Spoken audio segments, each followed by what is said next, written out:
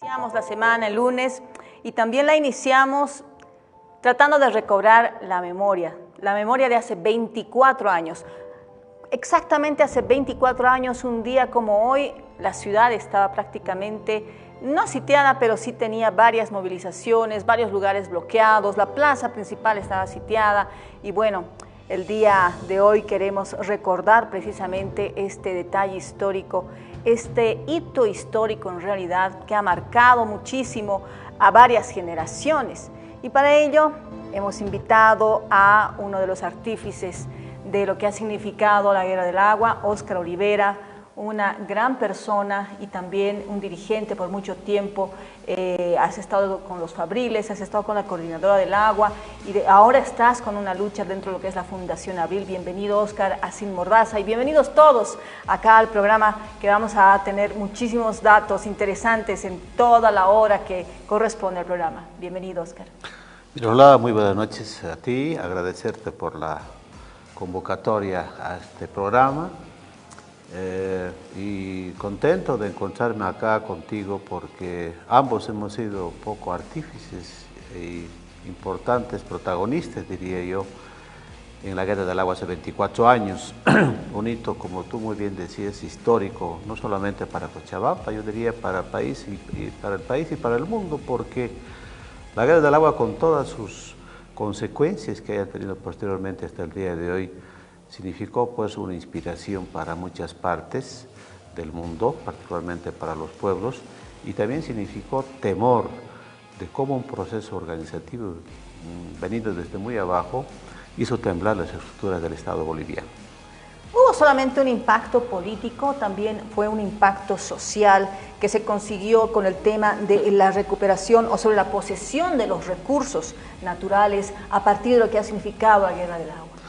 Bueno, la Guerra del Agua tuvo dimensiones en diferentes ámbitos. Primeramente tuvo una dimensión económica, es decir, se frenó aquella idea de convertir el agua en una mercancía en el año 2000, aunque ahora la administración de Misicuni está queriendo convertir el agua en una mercancía vendiendo agua embotellada. Segundo, tuvo una dimensión política porque estableció que no son los gobernantes o los elegidos como autoridades las que pueden cambiar las cosas desde arriba, sino que es la gente sencilla, la gente común, la que puede definir la política en el sentido de que la política significa bienestar, la política debe significar justicia, la política debe significar democracia, la política debe significar el buen vivir. Y eso es lo que hizo la gente el año 2000. Tuvo una dimensión también organizativa porque se estableció una forma organizativa muy horizontal, muy participativa, muy democrática, muy deliberativa, donde la gente no esperaba órdenes de alguien de arriba, sino que las órdenes venían directamente desde abajo. Y ante todo hubo una dimensión humana, yo digo, y esto es lo que muchos no quieren ver en Miroslava, porque la gente en la pelea recupera esos valores que aparentemente este sistema que tenemos ahora de total estrés en el mundo habían sido sepultados: la solidaridad, la reciprocidad, el respeto, la transparencia y la recuperación de la confianza mutua. Creo que han sido importantes factores que han posibilitado que una organización como la Coordinadora, reitero, pueda vencer a factores tan poderosos como transnacionales, el ejército, la policía, los políticos y el Banco Mundial. Hubo un antes y un después, obviamente, ni siquiera a nivel de Bolivia, sino también a nivel mundial. Exactamente, esta lucha pues cambió la historia del país, pero también cambió las políticas del Banco Mundial. Fue justamente la guerra del agua que le mostró al Banco Mundial que los pueblos no están dispuestos a que se sigan saqueando, despojando los recursos naturales, los bienes comunes de nuestros pueblos, como lo han hecho de una manera absolutamente criminal, diría yo, ¿no? Una especie de neocolonialismo que ocupa un territorio y en ese territorio el capital o las transnacionales definen a su antojo las leyes que van directamente en un fin estrictamente economicista, de utilidad, de ganancia. Y la guerra del agua, reitero, posibilitó que otros pueblos del mundo se animen. Yo contara las historias que he ido viendo en muchas partes, producto de la inspiración en la guerra del agua. En Uruguay, por ejemplo, fue el primer hecho que en el 2004 nosotros acompañamos como coordinadores del referéndum que se estableció juntamente con la elección del primer presidente en democracia después de las dictaduras militares en Uruguay, donde el referéndum por el agua, al cual acompañamos, reitero, posibilitó que se coloque en la Constitución uruguaya de que el agua no puede ser privatizada, y nuestra experiencia, nuestro testimonio ayudó a que la gente pueda organizarse y pueda decir el agua no se privatiza. Te cuento historias en México, en el África, en la India, en Tailandia, en varios lugares donde nuestra voz ha sido escuchada y esa voz ha sido tomada en cuenta para posibilitar cambios sustanciales en las políticas particularmente destinadas a privatizar estos recursos que son absolutamente necesarios para la reproducción de la vida. Sin duda has hecho historia, sin embargo, estamos hablando ya de 24 años de la guerra del agua. El problema del líquido elemento aún es latente en nuestro país, no se soluciona. La provisión de las CEPSAS también tiene ciertos problemas. Bolivia está al borde de una crisis hídrica, hemos tenido ese problema en el segundo semestre del anterior año. Y bueno, el gobierno está más o menos como 17 años del movimiento al socialismo y aparentemente no habría atendido esta y otras necesidades. O sea, ¿qué ha fallado? ¿Qué podríamos decir que ha faltado para poder llegar a ese estado al cual o se había entrado por parte de muchas personas en lo que significó la guerra del agua? Bueno, la guerra del agua inicia un proceso constituyente en realidad en el país. Después de esto se suceden varias batallas, si vale el término, que posibilitan que la gente pueda asumir bajo su responsabilidad y criterio una agenda nacional que pueda cambiar la estructura institucional en este país, de tal forma que la gente pueda participar en la toma de decisiones en lo que le concierne a su presente y a su futuro. El caso de los recursos naturales, el gas fue un claro ejemplo, y la Constitución, la Asamblea Constituyente establecida en el año 2009, se pensaba que se iba a proporcionar al país una nueva institucionalidad que le permite, reitero, a la población establecer acciones muy concretas, pero además la nueva Constitución también recoge convenios internacionales muy importantes que están colocados en la nueva Constitución, como el respeto a la madre tierra, el respeto a la consulta de los pueblos indígenas, una serie de aspectos que tienen que ver justamente con la administración autónoma de nuestro territorio. Hoy, después de 24 años, podemos decir que esa agenda que la gente de manera absolutamente nítida planteó el año 2000 no se ha cumplido. Todos los gobiernos, y particularmente el gobierno que se decía emergido de las luchas populares como el MAS, han dado la espalda a esta agenda y se han establecido, por ejemplo, no se ha podido lograr una ley integral del ciclo integral del agua, que pueda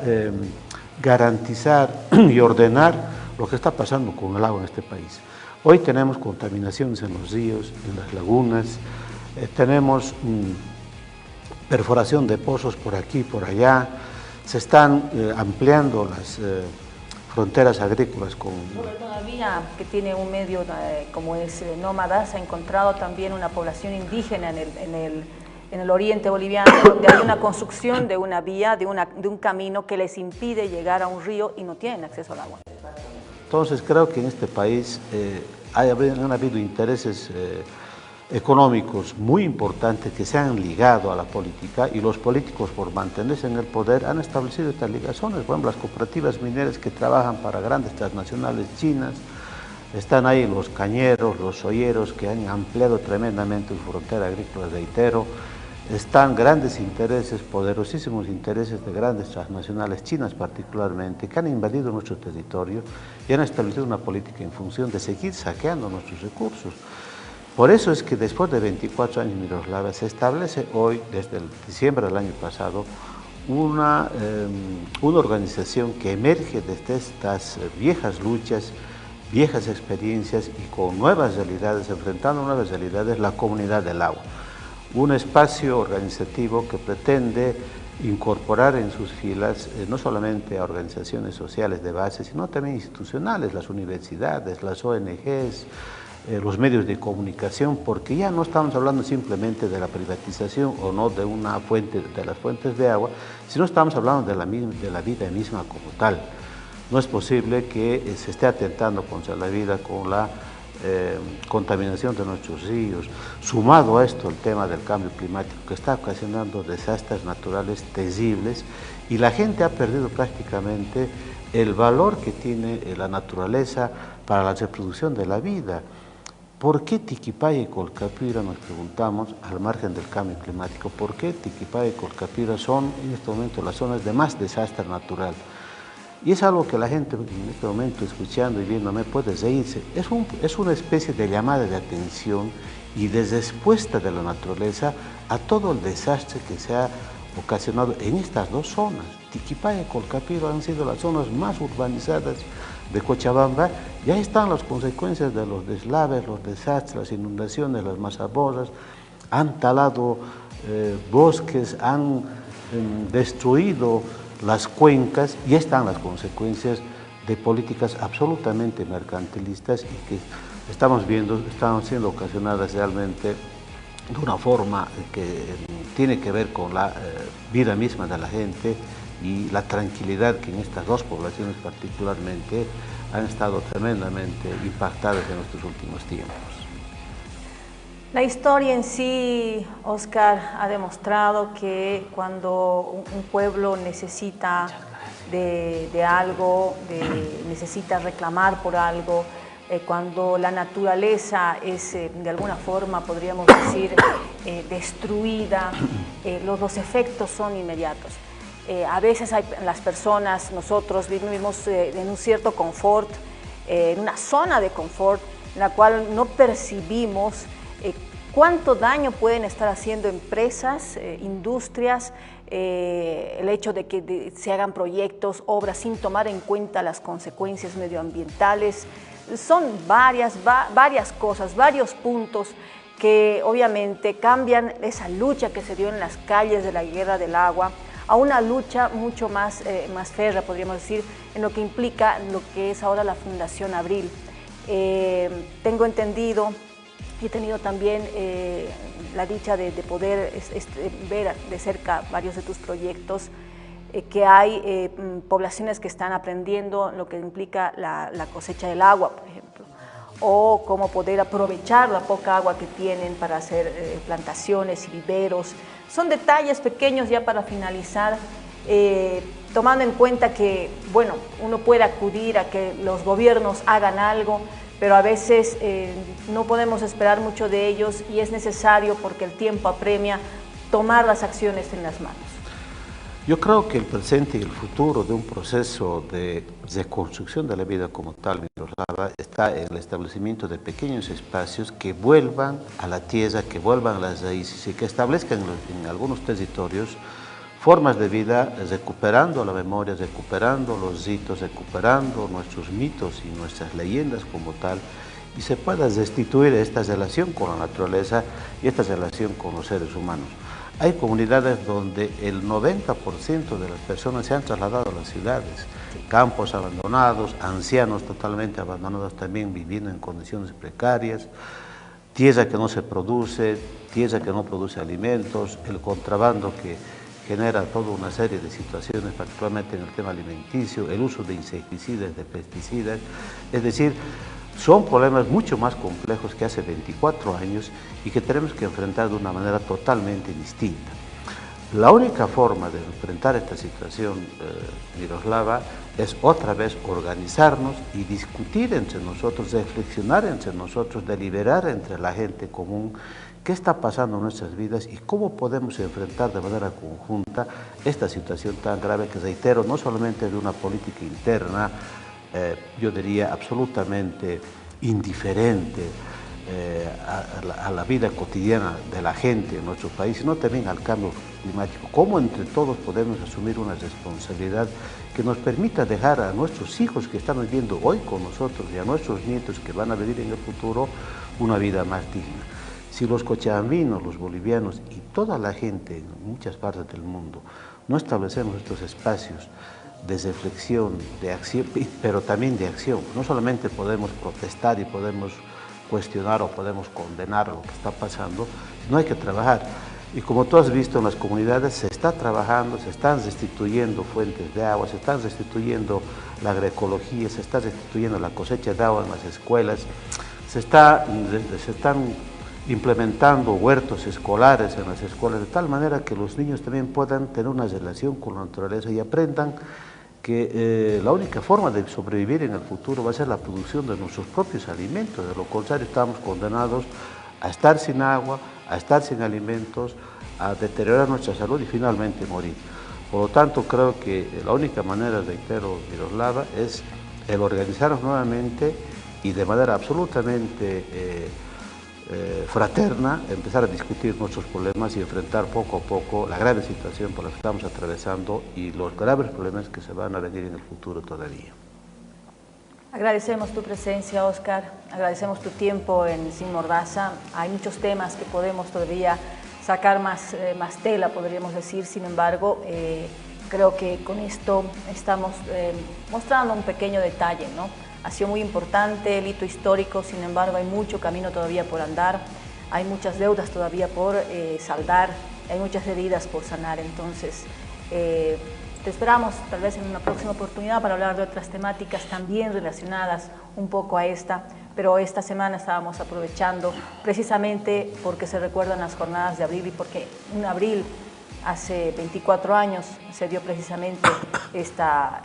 todo este movimiento acá en Cochabamba. Gracias, Miroslava, por traer a la memoria una vez más este hito histórico en Cochabamba y en Bolivia, y pues ponderar siempre el esfuerzo colectivo de miles de hombres, mujeres, niños, jóvenes, ancianos y ancianas que salieron a las calles para decir no a la privatización, y nosotros queremos definir como personas el disfrute y el destino de un recurso como es el agua. Con esto, amigos, nos vamos a un corte publicitario y retornamos con más información. Tenemos más temas acá en Sin Mordaza. Permiso.